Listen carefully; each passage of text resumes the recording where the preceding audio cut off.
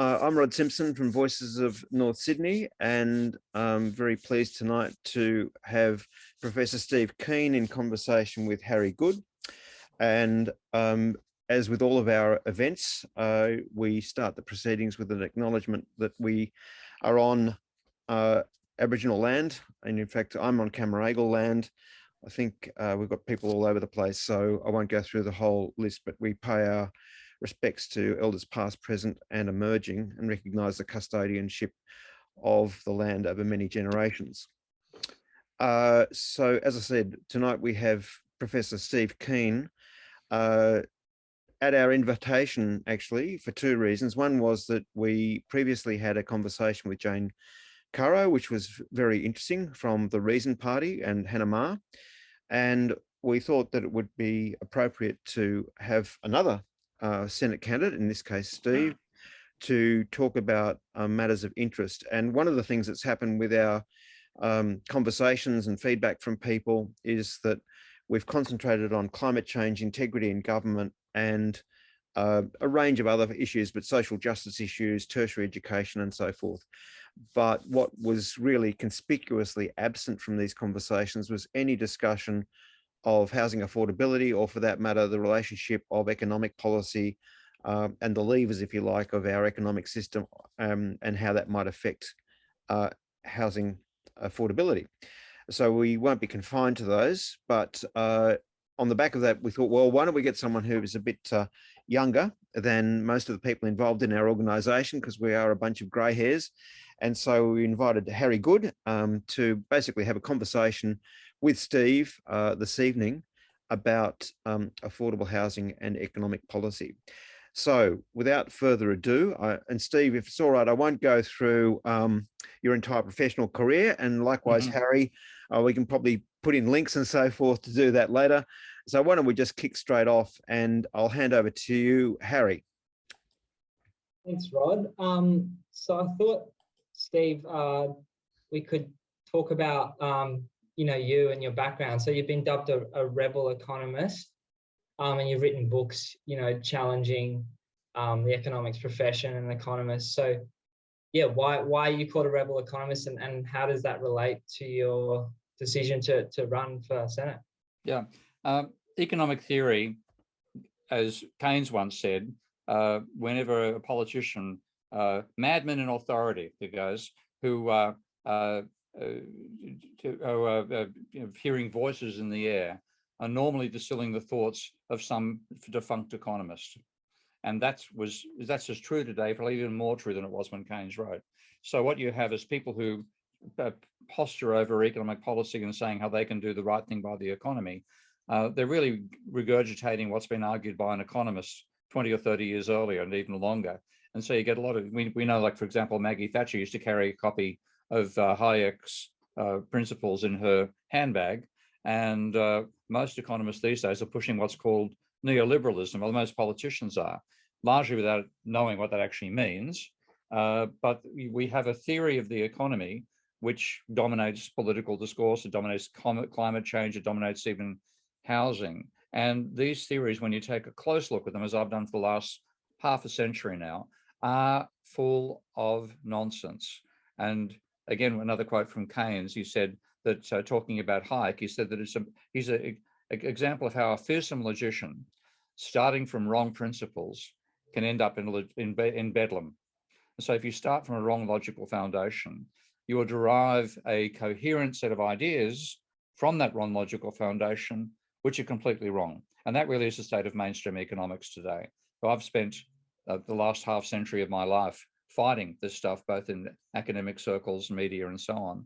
And what I see is this is the main reason why we're in some of the dilemmas we are now. So you can blame self-interest, like, coal companies wanting to push fossil fuels, and that sort of approach. You can blame banks wanting to push debt onto households, and so on and so forth. But in all these cases, you can say, yes, there's self-interest. They're the ones who are fighting the war, but the arms merchants are the economists. So I've been doing that, trying to make politicians aware that they're being conned by economists who are conning themselves. They don't really realize how foolish their ideas are. And this has all been outside Parliament. So when the offer came from neoliberals, first of all, to be an economic advisor to them, and then to be the Senate candidate. I thought, why not? I haven't succeeded in getting the ears of politicians. How about I try to get the mouth of one? And that's why I'm running for Parliament. Cool. All right. Well, thanks, Steve. So thought maybe we could, I was reading the Sydney Morning Herald today, and it said there was a title saying young people are ready for someone who's going to shake things up. And I think, you're putting forward policies that are really going to do that. And maybe we could just start, unpack your housing policy. So speaking as a young person, like I think I can speak for many of us when I say the property market just seems like this giant Ponzi scheme that we're not invited to. Yeah. Homeowners are earning hundreds of thousands of dollars a year, and everyone's getting FOMO. And if you don't get in on it, you're renting your whole life. And to be honest, young people have accepted that fate, and they've simply just given up. So what's happened? How did we come to live in a world where houses earn more than people? Well, it starts from the fact that banks create money when they lend, and that's the fundamental flaw. So when you have, if you had building societies being the bodies through which you purchased a house, the way that building societies work is you deposit your money in a building society. The building society has an account at a bank. So as you save, you're adding to that account. Then when you borrow from them, you deplete that account. And when you then spend, you're not actually creating any money by borrowing that money. You're transferring money from the building society's account at a bank, which goes down, and yours goes up, so you can then pay the vendor to buy the house. There's no creation of money going on. So there's no additional demand being created to help the house be bought. Now, when banks lend, they behave in a very different fashion. They put a amount in your deposit account, but rather than taking it out of any other account themselves, as building societies do, they increase their assets. They say, here's $1 million, Harry, go and buy a slum, and here's $1 million you now owe us. So they create liabilities, which are the deposits which you use to buy the house, and they create the debt, and they profit by creating debt. So if you let banks go haywire over this stuff, they will lend as much as they possibly can, and that causes rising houses and also causes ultimately financial crisis. So there's actually, the best example I found of that is UK data. From between 1880 and 1982, the level of private debt in the UK never exceeded 73% of GDP. Between 1982, when Maggie Thatcher deregulated the mortgage market, let banks lend there as well as building societies, it went from 68% of GDP to 192% of GDP.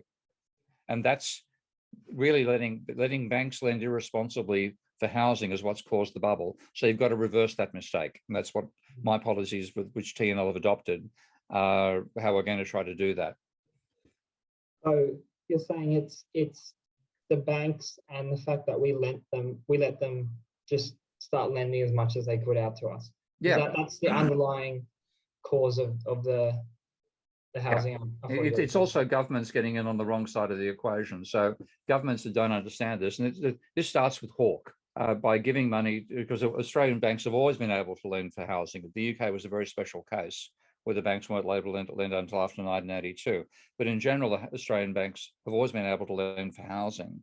But what you had in the aftermath of the Great Depression was responsible bank lending. So they'd say you have to have a 30% deposit.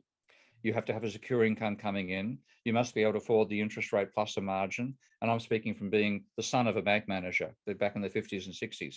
But Dad used to say that when he was first involved in the banks, if the governor of the RBA told the bosses of the private banks to jump out the window, they'd ask which floor. And he said 10 years later, they were telling the governor which window to jump out of. So the power relations changed from the banks being dominated by the central bank and being responsible, and this is really in the aftermath of the Great Depression, to after 10 or 20 years, and we forgot that, the banks got in control and they tell the central bank what to do. But the government has boosted all this by not understanding this and thinking if we give money to first home buyers, that'll enable them to get into the market. But what happens is the first home buyers get the money, they go to the bank and lever up the amount of money they've been given by the government. And then that additional money gets put in there and given to the person selling the house. So I nicknamed the first home buyer's grant the first home vendor's grant, because they're the one who benefit. So you have to realize this is what's going on. You have to understand where the demand for money, for banks, for mortgage money comes from. And with that, you can say, this is what caused the problem, and we can reverse engineer how to get out of it. So Labor and Liberals policies are just a scam, and they'll make it worse, or much worse, much worse. Being a first homeowner, I wouldn't mind some money from the government to get in, but are you saying, you know, from a social perspective, it's just, yeah, I mean, what has actually happened? It's great to receive money from the government. Okay, people are happy to do that, but you don't realize the systemic consequences of that, and that's what's gone wrong. So what frustrates me about the whole argument over housing is people say, oh, it's all because supply is so rigid. Let's build more houses. Well, if supply is rigid, you're not going to, unless you build masses of houses and try to cause a house price crash, you're not going to have any real impact. If houses, let's imagine there's a fixed supply of houses, then that means the demand is what actually sets the price. So if you want to reduce house prices, you reduce demand. Not the number of people, but the amount of money they've got for it. So rather than adding money to the buyers, you should be reducing the amount of money that buyers have to buy houses, and that will bring house prices down. So your policy, you feel it will actually deflate housing prices. Now, like, that's music to my ears, but you know, how would you sell that to homeowners? Well, we have to look at what's happened out of the actual policy, and I might actually, on that basis, share my screen now. Just give me a moment to get ready for that, because if you look at all the policies right from Hawke forward, the intent of the policies has to be make housing more affordable, to increase home ownership. You look at what's actually been the result of those policies. It's been a collapse in home ownership. So let's quickly share my screen now. The red line here is the number of people who own their home outright in Australia from data collected at the census. So you go back to 1998, it's 43% of the population. Yet in 2018, the last census, was down to 31%. There's been a fall in those who own their houses outright. The people who own their houses with a mortgage have risen from under 30% to over 37%. It's probably worse now, of course. And those renting have gone from 17% to 27%. So the policies have achieved the exact opposite of what their objective was. And partly what I'm saying is the definition of insanity is to keep on doing the same thing and expect a different result. So what is Labor doing? They say, we'll pay 40% of the equity, so your money will go to 60%, which really means your money you borrow to buy a house will be levered up by 1.7 and cause house price rises even further. And the Labor policy is also predicated on rising house prices, because they'll finance part of what they're doing out of rising house prices. The government will lose if house prices fall. We have to say it's enough, no more boosting demand. We have to reduce demand. And the way to reduce demand is to limit the amount of money that banks can lend against a property. So one of the key policy to reduce house prices we're putting forward is to say that there should be a maximum amount of money that can be lent against a house, and that should be indexed to the rental income of the house. Okay, so if you look at it at the moment, a mortgage compared to the amount of rent you pay, the mortgage is about 20 times the annual rental income for a property, and we're saying it should be no more than 10. So we couldn't do it straight away. We want to say pass a law that says the maximum amount of money you can lend to buy a house is a multiple of the rental income of the property, and then you reduce it from 20 to 1 to 19 to 18 and bring it down ultimately to 10. And then at that level, you will have a much lower level of household debt, a much lower level of house prices.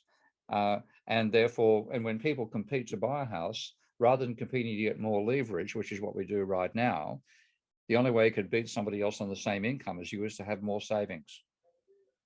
I mean, that almost sounds like a no-brainer, that the amount you should be able to borrow should be reflective of, you know, the rental of that property. But so how did, like, I can't believe that you know, the governments haven't been aware of this issue. for so long? Like, have they, surely some economists like yourself must have been saying, hey, you know, the issue is the banks and the lending, or are they just not listening? It's a combination of things. I mean, I'm not going to be overrating the brain power of most politicians that I know. So they're not likely to think through these issues deeply. And it's actually, in fact, when you look at how Howard treated the first home owners grant back in 2000, and how it's been used by Keating as well before that, politicians didn't, and their advisors didn't quite understand why, but they knew that if there was the economy is in a slump, the best thing you could do is boost the housing market. Now, why did that work? Well, the answer is because when banks lend, they also create money. And that money, which is credit, change in private debt is credit, that actually boosts demand. And this is something which is, when you first see it, it can look obvious, but proving it mathematically is quite complicated. So the first person, I hate to put it this way, but the first person to prove that credit is part of aggregate demand was me. Okay. I was involved in this debate with non-orthodox economics for quite some time. And the question is, how can you show that credit is part of aggregate demand? Because the mainstream economists say, well, you know, if Steve borrows from Harry, then Harry can spend less and Steve can spend more. So the change in debt doesn't affect demand. But that's a model in which banks lend out deposits. Now, the real world, and the Bank of England has come out and said this, thankfully, in 2014, that's not how banks actually operate. They don't lend out deposits. They create an asset, which is the loan, and they create major matching liability, which is the deposit, and that's how they create money. Well, the Bank of England hasn't been able to work out the macroeconomics of that. What that means is credit is part of aggregate demand. So once you know that, then you understand that the reason that boosting the housing market boosted the economy was that you increased the amount of money banks were creating. That gets into circulation. Most of it goes into the asset price, but some goes into people buying curtains and washing machines, et cetera, and by causing a bubble in the housing market, you boost the demand in the economy as well. So in that sense, home ownership has been a sacrificial lamb for both parties when the economy goes bad, and that's set us into this long-running Ponzi scheme. We do have a question here. So your TNL's sort of housing affordability policy is about sort of restricting borrowing, but could it be a good idea to do that, but also sort of provide more social and affordable housing? Yeah, and then that's partly why we don't do that is because of all the belief the government shouldn't run a deficit. So bringing back to that data I showed you earlier, here's down the bottom is the percentage of people who are renting from the state. And it was about 6%, and now it's about 3%. So you had a fall in social housing, which has also been allowed. And that's been allowed because the argument is the government shouldn't run a deficit. Really bad to run a deficit. So because of that, we don't get social housing. So part of our policies as well say this whole scare campaign about the level of government debt is another fallacy. So when you look at, and if therefore you should be creating social housing and we should be running deficits to do it. So when young people see the Australian or, you know, the newspapers saying we're crazy amounts of debt and, you know, we'll be paying it off for hundreds of years or something, you're saying we shouldn't be scared of public debt? It's a bogeyman, and this is, you know, it's so frustrating to watch this stuff because all you need to know to understand why the scare campaigns about government debt are wrong is accounting. But the first point is, you know, if government debt's really big and it's going to scare us all and kill us all and it's bloody awful and it's dangerous, yada, yada, yada. Here's the data showing, this is the data showing government debt, household debt and corporate debt. Now, which one is biggest? Okay, government debt is the smallest of the three. Government debt's the black line. It peaked at 60, that's what it was actually here. It was 60, oh, pardon me, wrong menus come up here. Okay, it peaked after it boosted because of COVID from 42% of GDP to 62% of GDP. Now it's 57% of GDP. Meanwhile, household debt peaked at 120, actually over here, 124% of GDP. So household debt is more than twice as large as government debt ever got to be.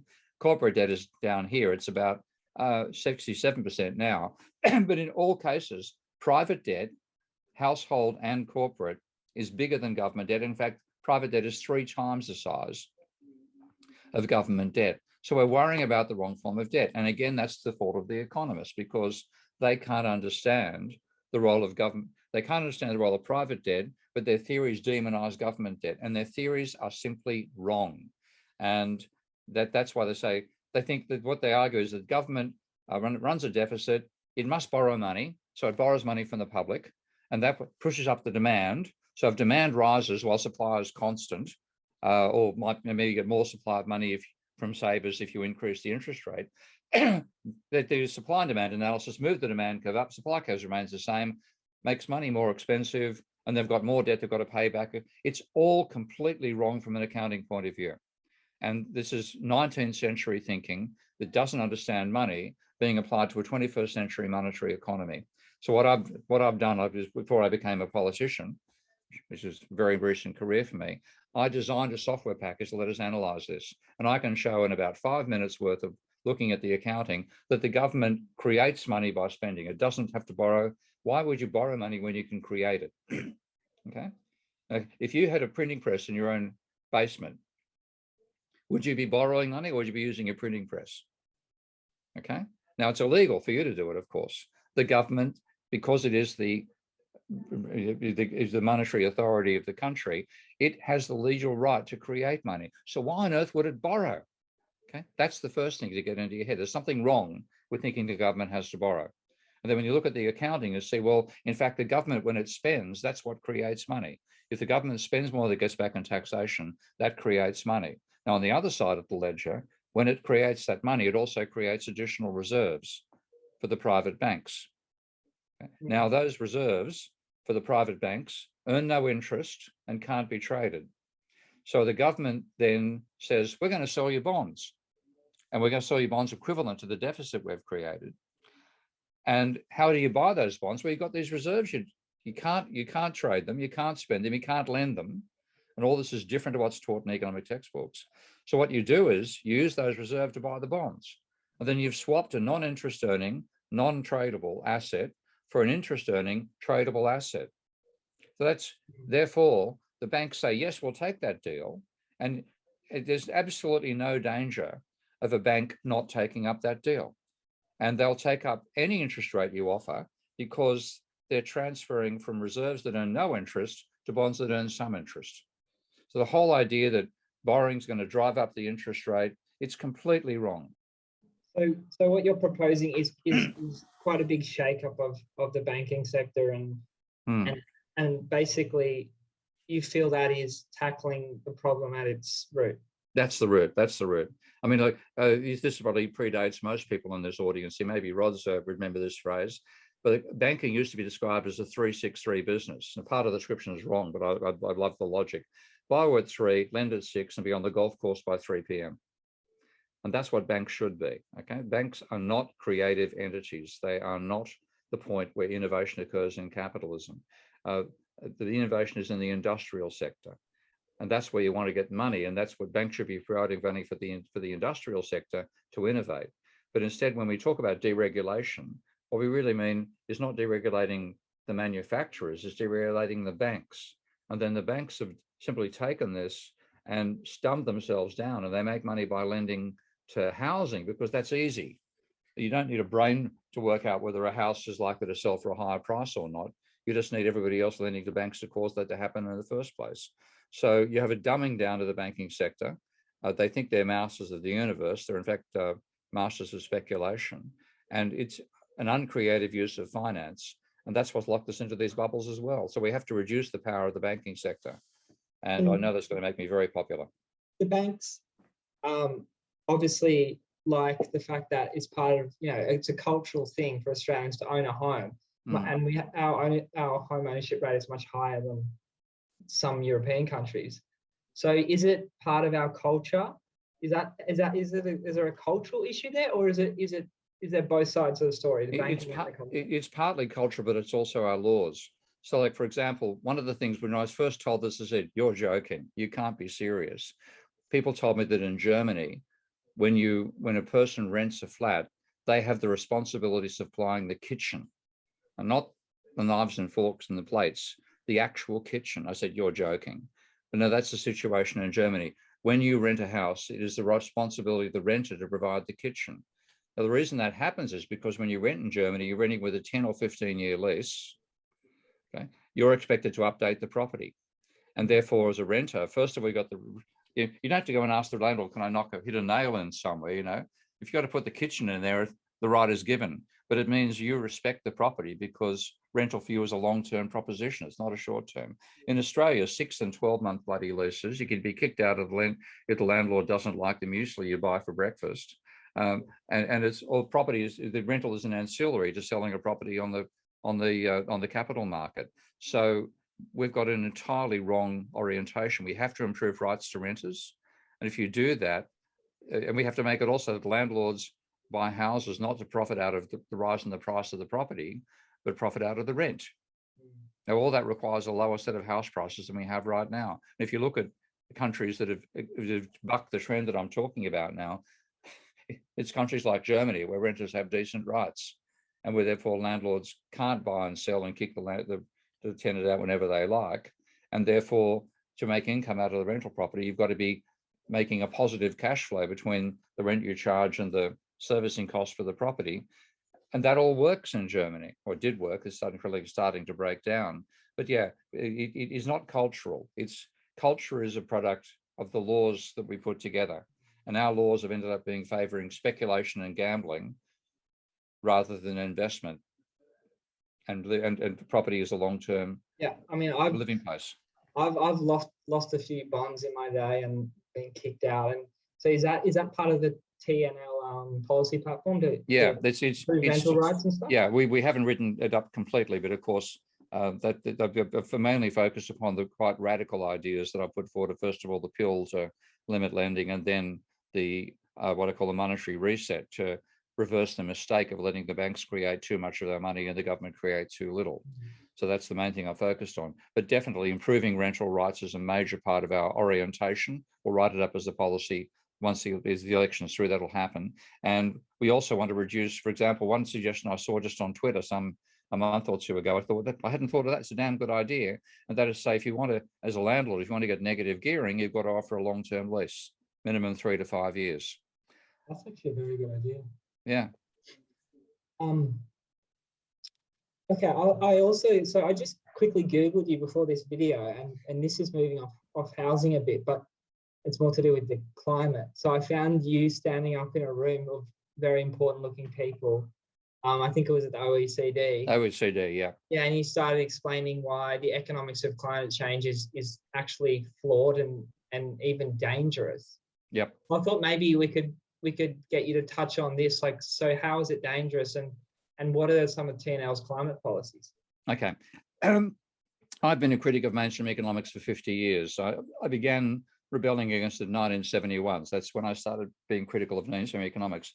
In all that time, the worst work I have seen by mainstream economists, Marxist economists, any economist, is the work on climate change, because I expected to have to explain why their models were a wrong way to model the dynamics of a changing climate. But I didn't even get to the models. I found they simply assumed that climate change was not a major problem. So Nordhaus, for example, who got the Nobel Prize for his economics of climate change in 2018, in 1991, when he first started to put a quantitative value on climate change, he said that the economy can be divided into sectors which will be largely affected by climate change and those that won't be affected at all. He said, so agriculture, forestry, those sorts of industries are exposed to the weather and therefore exposed to climate change. But he said other sectors, which he called carefully controlled environments, sounds clever, he used the examples of cardiovascular surgery and microprocessor manufacturing, said they take place in carefully controlled environments which are largely unaffected by climate change. He then estimated that 87% of American economy was largely unaffected by climate change. All of manufacturing, all of retail and wholesale services, all of government, all of the finance sector. Now, what do they have in common? The only thing they have in common is they've got a roof. Okay? So you literally assume that a roof will protect you from climate change. Now, out of that, he reached predictions in his first paper that the 3-degree increase in temperature would reduce GDP by 1/4% compared to a world in which climate change did not occur. And he finally modified that to 2%. And now you find economists like, for example, the most recent IPCC report, Working Group 2, chapter 16, page 65, summarizes economic research and says that a 4-degree increase in temperature by 2100 will reduce GDP by between 10 and 23% compared to a world in which global warming did not occur at all. Now that's 80 years away. Okay, it's somebody else's lifetime.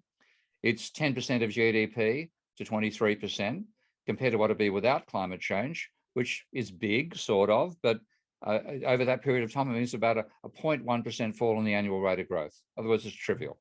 Now, that's what politicians get their research assistants or their political advisors to read. They come back and say, boss, climate change is only going to be, 10% of GDP, 80 years time. You're going to be dead by then. Why bother? Go out there and, make all the nice comments in front of those cameras about how you're really concerned about it, but really it doesn't matter. Now, that's the mindset that politicians have, and they don't realize the bullshit. I mean, it is garbage that neoclassical economists have done on this front, everything they've done. And politicians don't know they've been conned by economists who've conned themselves. So that's why I want to be in Parliament to say this is what's actually going on, because that's why they're called economists. I call it economics. Okay. We have conned. It is an incredibly dangerous way of thinking, and the reason it happens is that economists, to avoid attacks on their fundamental logic, have said, well, assumptions don't matter, and so they've been brain dead to say, well, you can assume anything you like. You can't criticize the theory on the basis of assumptions. It's just whether the predictions fit the data, and that's the methodology that economists get taught. That is garbage methodology, because if you're doing something like climate change and predictions are, you have two choices: the world's going to end, or it's not going to matter very much. And if you say, well, you can't test it on the assumptions. You've got to see what the results are. So we wait until the world ends and say, oh, we got that assumption wrong. Let's go back and try it again. You can't. The planet's already dead. So it's a very, very bad methodology. These assumptions are dangerous because politicians are reading these reports and are thinking, oh, it's not that bad. Yeah, so that's right. That's that's the problem. I mean, the trouble is our politicians are mainly trained in economics and law. Okay, most politicians have done an arts degree or an economics degree, and they do a law degree. There's the predominance of academic training amongst them is economics and law. So they don't learn, for example, the laws of thermodynamics. If you had engineers in there, engineers saying, hang on a second, if you're assuming that climate change won't affect manufacturing, then you're assuming that energy is not going to be affected because you can't produce anything without energy. Now that's wrong. Okay, climate change is going to affect energy use because we're currently getting energy from fossil fuels. And if we suddenly find we can't use fossil fuels anymore, then our energy supply is going to drop by 85% because that's the 15% is all that we're producing using non-carbon based energy. This is a serious problem. We have to do something about it. And secondly, when you use energy, because of the second law of thermodynamics, or that it encapsulates that, you must generate waste. And so waste is going to affect so we have an intellectual framework which is completely wrong for understanding the problems we face. And only an anti-economist like myself can see that. So we've got a question here. Is it still your understanding that this is thinking in Canberra, in the bureaucracy in Canberra? Well, yeah, I mean, the trouble is that most of the bureaucracy is dominated by economists. So one of my great old friends wrote a book called Economic Rationalism in Canberra, a nation-building society changes its mind. And what you found over time was that economists took over the top positions in all the departments, rather than just predominating Treasury. Most of the departments were headed by economists as well, because the economic way of thinking, the neoliberal way of thinking, became dominant throughout, and you had to really be able to negotiate with Treasury to get the money for your department. So consequently, economists got put at the top and so on. And all the decision making is dominated by people who believe mainstream economics. Now, it's a dangerous fallacy. And I've been, as I said, fighting for 50 years, books like Debunking Economics, my latest one, the New Economics Manifesto. We have to get a different way of thinking about the economy, which is physically realistic. And because we don't have that, then all the decisions making is being made by people who don't understand the physical reality of production. And therefore they simply don't realize they're leading us towards a catastrophe. Maybe you could touch on some of the TNL's climate policies. Yeah. Okay. Well, the main one is we have to get to net zero as fast as damn possible. And this is, we've said net zero by 2030. Now, it's not because it's going to be easy. It's going to be hard. It won't be done by carbon taxes. That's not going to work, because that puts the carbon taxes hit the poor proportionately more than they hit the rich. So other policies have to be used. But the basic thing is say, set an impossible target. And the reason is, I think just to paraphrase Winston Churchill did not say, we will fight 38% of them on the beaches by 1945. Okay? He said, we will fight them on the beaches, we'll fight them in the streets, we'll never surrender. You need that mentality to fight what's going to come our way. But I know at the same time, the public doesn't realize that. Okay? This is the real dilemma. The public itself doesn't appreciate what's going on with climate change. And it's largely because our economists don't and our politicians don't and so on. So I don't think we're going to be ready to do what's necessary until after it becomes obvious that we should have done it 10 years earlier. So the policies are to push for maximum transfer to electrically based transportation everywhere, to use like electrified buses. As it happens, one of my good friends is the world's major supplier of buses to South America, electric buses. So I'd be leaning on that friendship to see what we can get produced over here. But we need to get electrification, move away from cars as much as possible, as fast as possible. We need to get energy sources which are renewable as fast as possible and give people positive incentives to go renewables, rather than, as we're doing at the moment, penalising people who get electric cars with taxes on electric cars that 2 of the states have introduced. So there's a huge need to change our power system. And we also need to work out a way, ultimately, I think, to ration our carbon consumption, because in my opinion, we're not a case of trying to taper towards an equilibrium. We've overshot, and we won't realize how far we've overshot until the first really serious ecological crises come our way, and then we have to reduce our consumption. So in that sense, I'm in favor of what's called degrowth, but you can't have degrowth by imposing a cost on the poor. It's got to be the wealthy who pay those costs. So carbon tax is off the table for TNL? Carbon tax is the way the neoclassical economists have framed the whole thing. They treat climate change as an externality. So their argument is, well, let's get the price right. You know, the reason we have climate change is because the environment is not priced properly. People don't pay. It's the externality, free rider, et cetera, et cetera. So just get a price right and the market will work it all out. That's garbage. I always thought it was garbage when I first heard it being said, on the simple basis that, can you tell me the price of carbon that's going to stop us melting West Antarctica? You can't. Okay. You have to look at the quantity and say, what quantity of carbon will produce that output? Okay, so rather than working on the price system, we should be working on the quantities that are involved and what quantities can the biosphere absorb. And that's an engineering and biophysical issue. It's not economics. So you make the economics secondary to the biophysics.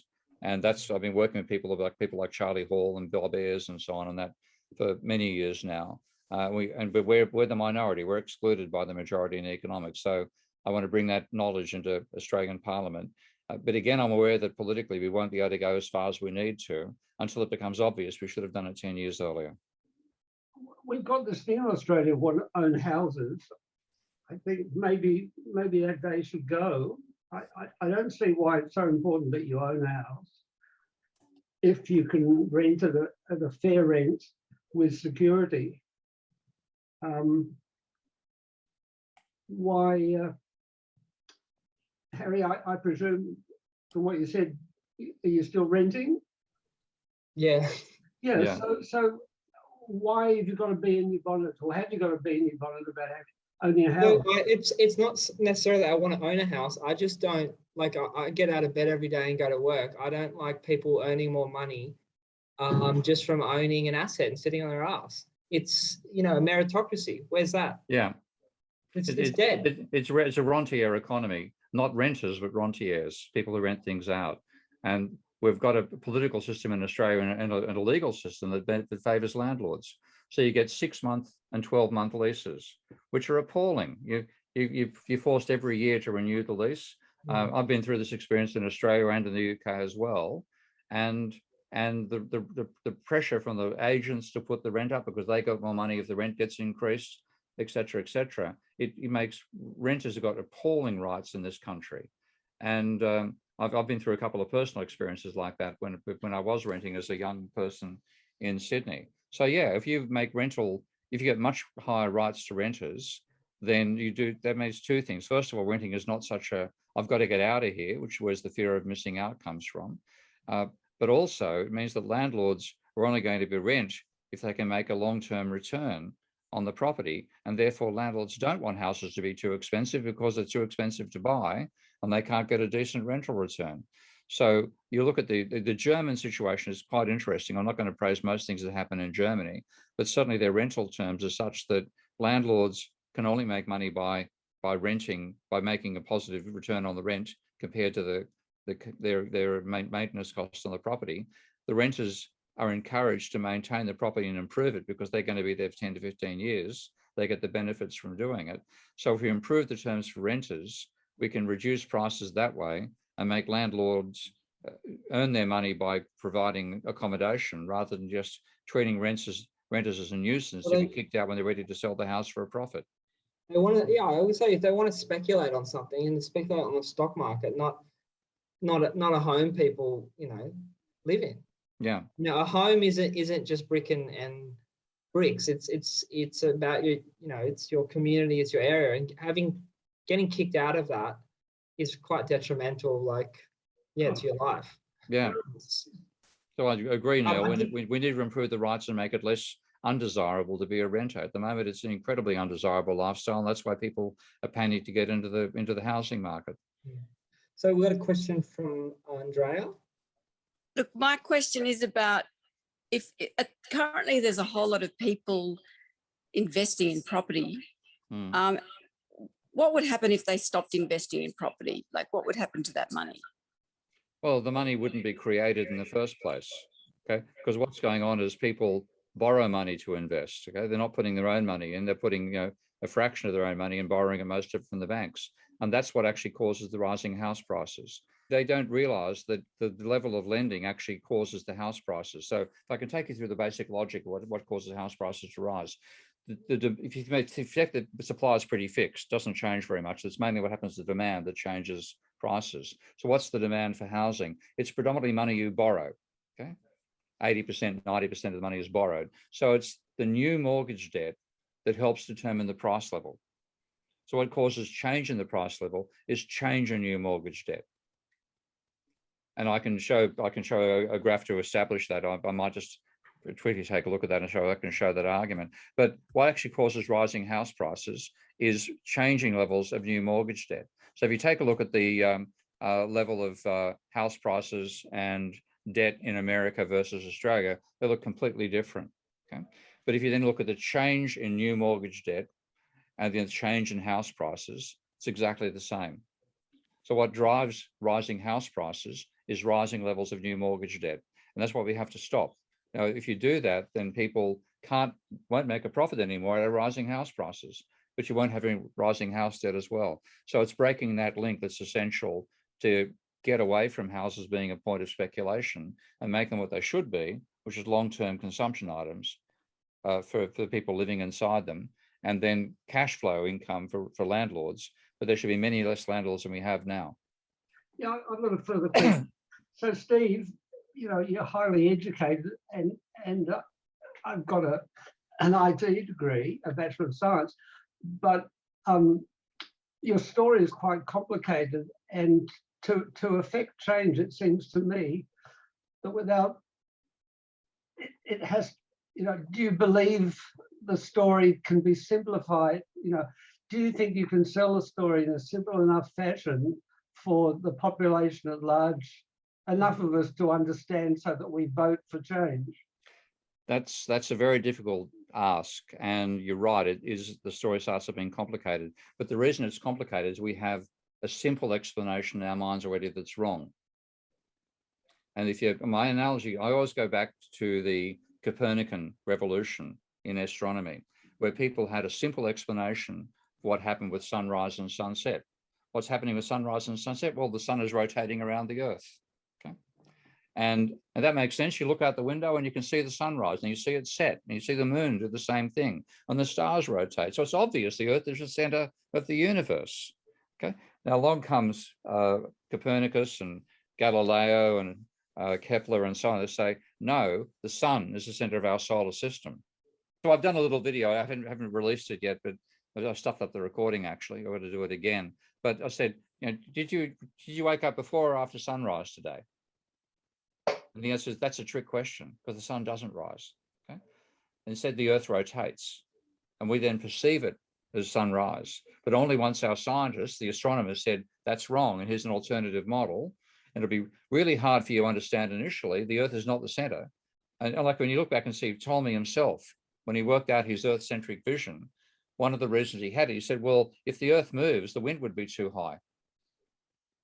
Okay, therefore the earth can't move. Okay, so all the stuff we've come to accept from astronomy was really complicated initially because we began from a really wrong model, which is obvious. So what I'm trying to do is say, here's a better way to look at it. So if you'll indulge me, I've done that for money. And I want to quickly show the argument I gave about money and why what the mainstream thinks about the government borrowing from the public is all wrong. But it requires not thinking in terms of supply and demand curves, which is the way the mainstream thinks, but in terms of double entry bookkeeping. So you give me a chance to show that? Worth doing? Okay. I'll just get my software package. So I'll just go back here and share. So this is a software package I invented called Minsky, and it's part of a family of software packages called System Dynamics. There've been plenty of them. But what I've added for them is the capacity to model the banking sector or model financial flows. And that involves using double entry bookkeeping. So I'll bring up a table here, and this is looking at the banking sector using double entry bookkeeping. And the basic thing about double entry bookkeeping is that all rows must sum to zero. So assets minus liabilities minus equity equals zero. And if you think about a bank, it has reserves as an asset, which are its bank reserves of the assets of the banking sector at the central bank. There are loans. Then it has liabilities, which are deposits, and its equity is the gap between its assets and its liabilities. So I'll just call that banks. And then if we imagine we have banks making bank loans, what happens is they lend an amount of money per year, the assets increase, and that means their liabilities increase as well. Now that instantly explains that banks don't lend out deposits. Bank lending creates deposits. So that's stage one. And that throws out 90% of mainstream economics on money. What about the deficit? Well, the government runs a deficit.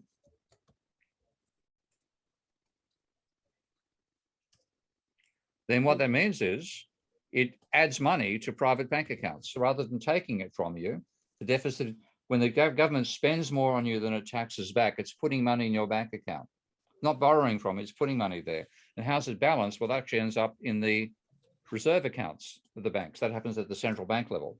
The Treasury puts money in the reserve accounts of the central bank. Then what about this thing we call government debt? Well, that's selling bonds. And we've now got to make room for saying bonds are an asset of the banking sector as well as reserves. So we now have bonds that are owned by the banks. So just leave a little subscript there. And so you sell bonds. Well, to pay for them, the private banks use the reserves that have been created by the deficit to buy the bonds. And therefore the reserves go down by bonds per year, and the holding of bonds goes up by that amount per year. And now that they've got bonds, the government can pay interest to them. And that means that the government puts interest over here on bonds, which increases the equity of the banking sector. So now being rewarded for maintaining the deposit system. And that causes a rise over here as well in their reserves. Now, so long as the government sells bonds that are equivalent to the sum of the deficit plus the interest, the system works. And that's the non-Ptolemaic description. That's the Copernican description of how a monetary system works. And once you know that, the whole fear thing over government debt goes, because government debt is a precise record of the amount of money the government's created. If we don't let governments do that, we restrict them. What happens is that the banks do it, and you get rising levels of private debt, and that's the real danger. Are you saying we don't need most of the banking sector? Absolutely. Most of them are a waste of space. Okay. Masters of the universe, my ass. Okay. They're only created, they're masters of the universe because they're creating bubbles. And one of my best friends is a guy called the ridiculous name of Richard Vague. Okay. He's the least vague person I've ever known. Richard Vague successfully established two major banks, private banking credit card systems, and an energy system in Texas. He won't tell me how much he's worth, but he's certainly in the billions. And he's done a beautiful book called A Brief History of Doom. And what he did was he became a critic of private debt. And the way this happened was because he was handling the personal debt side of a banking system. He knew the personal debt side really well: credit cards, housing, car loans, housing loans, and stuff like that. And then he was part of a Texas bank that was making its money by creating debt for new oil mines in Texas. And then they all lent too much, huge bubble, huge crash. Prices fell from $40 a barrel to 10. They had to sell off the banks had to sell off their commercial divisions, their non-commercial, to make up for the losses on the commercial. So he bought the leveraged buyout, bought the domestic lending, and then took that over. Okay, so that's how he became a billionaire. But then he was looking very carefully at consumer debt versus mortgage debt and saw this huge runaway bubble and got worried about it. And he said he talked to economists and they'd say, oh yeah, their debt's rising, but their assets are rising, and quote unquote, that's a trade I'll take any day. Now, the person who said it to him was the chief economist of Barclays Bank. And he then sold his business to Barclays Bank 2 years before the crash. Mm. And then he said he couldn't understand why economists couldn't understand this. So he's an avid book reader as well. And he went walking through a bookshop and saw this book, Debunking Economics. That looks interesting. Flicked it open. It literally opened up on my page showing the level of the household debt in America. So he saw his graph staring back at him. So we became friends through that. So what he explains is that bankers, they get into trends. If you're a banker and you're not lending to the oil industry in 1981, 82, you're rubbish. You're not on with the game, mate. You're being a bit slow. So they all pour into the one sector, lending to the oil sector. What happens? Too many rigs get created, too much oil occurs, you have a crash. So there's private debt that caused the booms and busts of capitalism. And it's taming private debt that matters, not taming government debt.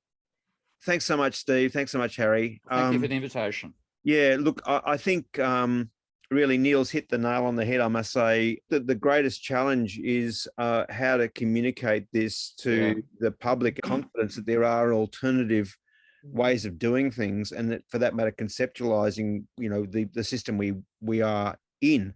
It's that classic thing. I mean, it's actually your Copernican metaphor, let's say, or comparison, I think is very, very appropriate, because we all know that if you're in the midst of a system, it's very, very hard to perceive how the system is working, because you are absolutely embedded in it.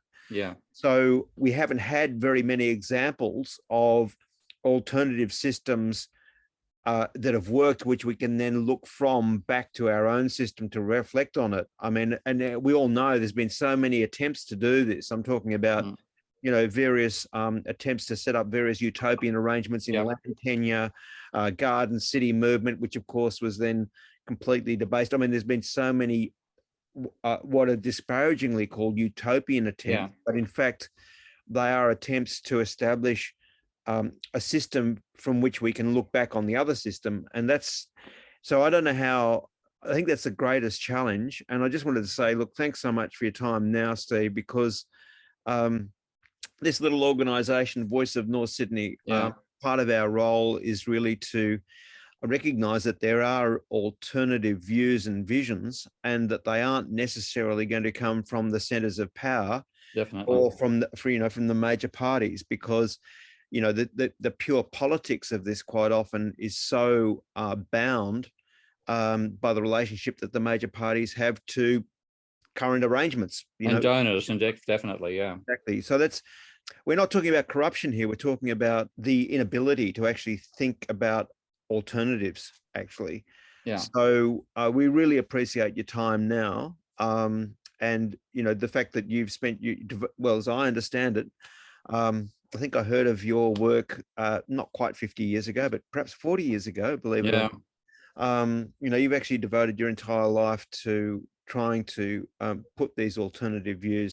We're just trying to do, you know, whatever we can to keep the conversations going and to engage people in, you know, what are sometimes quite complex and quite difficult concepts to come to grips with. I must say my personal interest in, and I say interest, not understanding, of money and how money is created. I mean, you talk about Tolmec. I mean, this is black magic. It is. It is. Yeah. You know, I mean, it really is. It's making something appear out of thin air. And I Mm. don't think that people really understand that. And just that the changes that have happened, that we don't have a gold standard anymore. You know, we don't have a basis for the debt to be created in relationship to any asset. Actually, it's just sort of the financialization of everything, which is an incredibly, as we know, corrupting force in so many ways. It has been. So look, we'll leave it at that for the moment. But just to everyone, thanks so much for taking out some time on Sunday night on Mother's Day. And thanks, Harry, for stepping up. And yeah, I don't think we solved the housing crisis, but I think, honestly, I think, Steve, this is the main point. Let's take what I'm going to suggest we take away from it is that, yes, we can be dealing with the symptoms, but unless we deal with and come to an understanding of the root cause of this, science is about the most elegant explanation. If we think about Occam's razor, I mean, that's essentially the essence of science is that, and the same with Copernicus. I mean, it was one thing to have sunrise and sunset, but that didn't really cope terribly well with the recession motion of the planets and so forth. So thanks so much, Steve, for taking the time out to join us. Really thank you. appreciate it. Thank you for the invite. Thanks, Great Steve. questions and great moderation. Thank you very much, both of you, all of you. Okay. Good night, all. Good night, all. Bye. Thank you. It was good to be here.